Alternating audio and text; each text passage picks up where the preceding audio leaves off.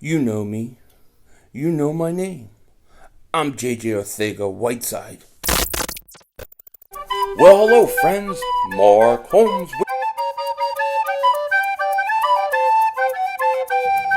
I'm a grown ass man. See, I'm a grown ass man. Grown ass man.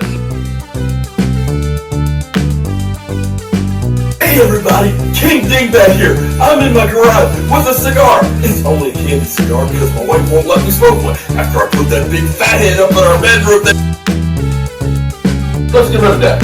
At this point, I'd be happy for Dak to be playing for somebody else. And my team stinks. I agree. Stinks. They laugh about us. We're a disgrace. We suck. I am now Philly 500's bitch.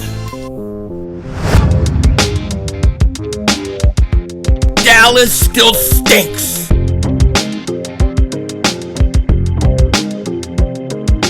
Everybody doing? King Dingbat here, and I hope everybody's having a good mother hump day. It is a hump day. This week is going quick, man. This week is going quick. So much quicker when you win than when you lose. And, it is great to see that Travis Fulgham comes out of nowhere and he is making the number 13 great again. He is making it great again because for years it stunk.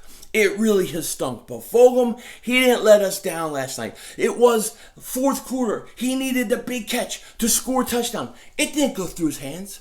He didn't lose track of it and then fall down and grab his knee. No, my man held on to the ball. Not only that, but stayed in bounds and scored a touchdown. And that touchdown pass not only was huge because it helped the Eagles win. It wasn't only huge because Carson Wentz may come out of the slump.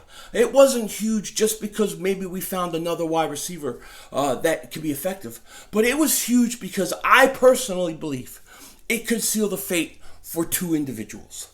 Howie Roseman and JJ Ortega-Whiteside. And you're saying, how could that one pass possibly seal the fate for these two guys? And I'm going to tell you why I think so. It's simple, okay? Because it has showed us, once again, that Howie Roseman cannot draft talent.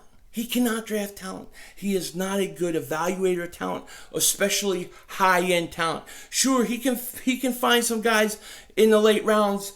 Maybe we had a good draft in the late rounds. We'll see. But when it comes to top-tier talent, he doesn't know what the hell he's looking at. He literally doesn't know what the hell he's looking at. This is year in. This is year out. And JJ Ortega-Whiteside is the perfect example. I mean, he was hurt, he didn't play, but what happened the week before with JJ Ortega-Whiteside? He was warming up. The Eagles basically came out and told him that he's not in the game plan. So they're not even using him. They're already kind of giving up on him. Probably the only reason he's still really on this roster is because Howie Roseman drafted him in the second round.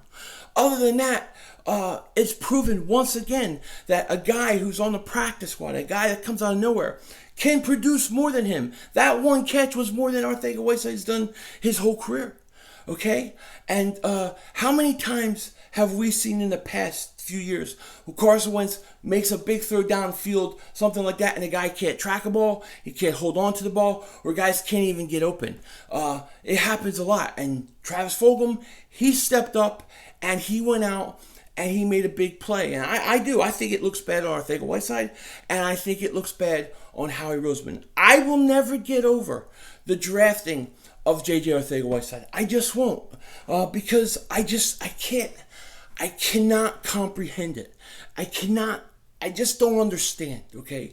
How do you look at DK Metcalf and JJ Ortega-Whiteside? How do you look at these two guys and say, oh, look at JJ Ortega-Whiteside. He's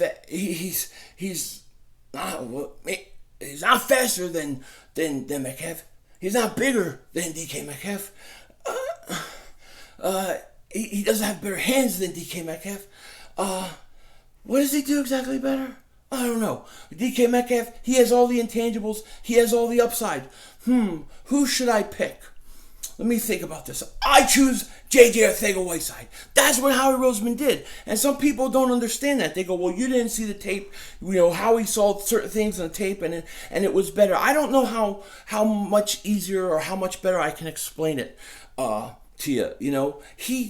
I don't know what he's looking at when he picks some of these top-tier talented guys. I mean, let's take football out of it first. Let's use an example, something maybe I can help people understand what I'm talking about, okay? Let's just say hypothetically, right? Let's say, for argument's sake, the world is getting ready to end. The world is getting ready to end, even though I don't believe that's going to happen anytime soon. I don't buy all that crap. But let's just say, for argument's sake, the world's about to end. And we have searched out different planets within the solar system, and we find this one giant planet has this moon that is suitable for living. It has life, it has water, it doesn't have intelligent life, but it has animals, all sorts of things. And the only way humanity can go on is if they can get to that moon and repopulate it, and repopulate that planet. We'll call what are we gonna name the planet?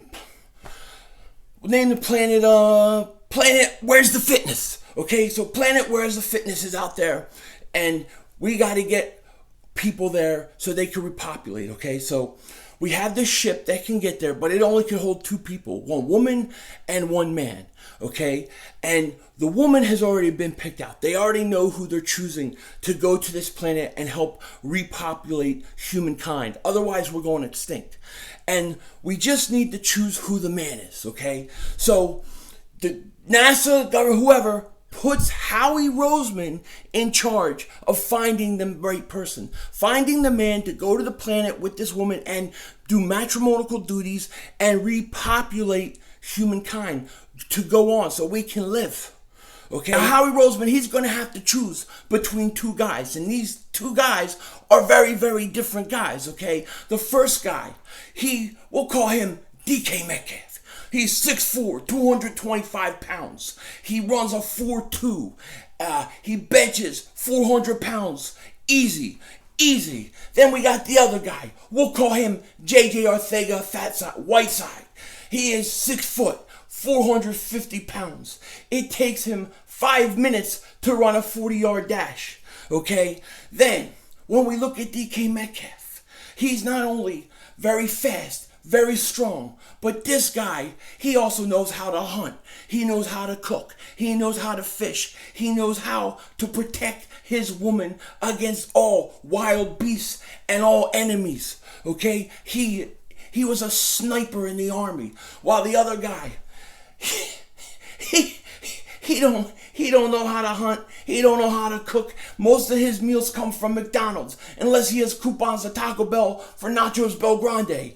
He loves soda, especially Mountain Dew, which takes his sperm count way down, which won't help us in matrimonial duties. Okay? He hates guns. He prefers to hold up a sign saying, "I will call the police." Meanwhile, over here we have DK Metcalf, and this guy, he don't play around. He is fertile. He can impregnate many women, okay? He doesn't mess around. He is experienced. He knows what makes a woman happy, especially in matrimonial duties. While this guy's never had matrimonial duties. He doesn't know what it is, what it means, and how to do it. He thinks that his only one experience was a blow-up doll named Trixie. He don't know what the hell's going on. And meanwhile, this guy, the wind blows the right way, a woman gets pregnant. He can repopulate the earth many times, Planet Where's the Fitness, many times over. While this guy, he doesn't know what he's doing. Okay, the first time he even played with his meat masher, okay, and the little goo came out, he thought he broke the thing. This guy, he don't have to play with his meat masher because he knows what he's doing. So these are the 2 choices that we have to send up to Planet Where's the Fitness. We have to choose one of these 2 guys. Who will it be? Okay? You would think it's very, very simple. You know who you got to send. And Howie Roseman, he's looking at it. He's trying to figure out. And who does he send?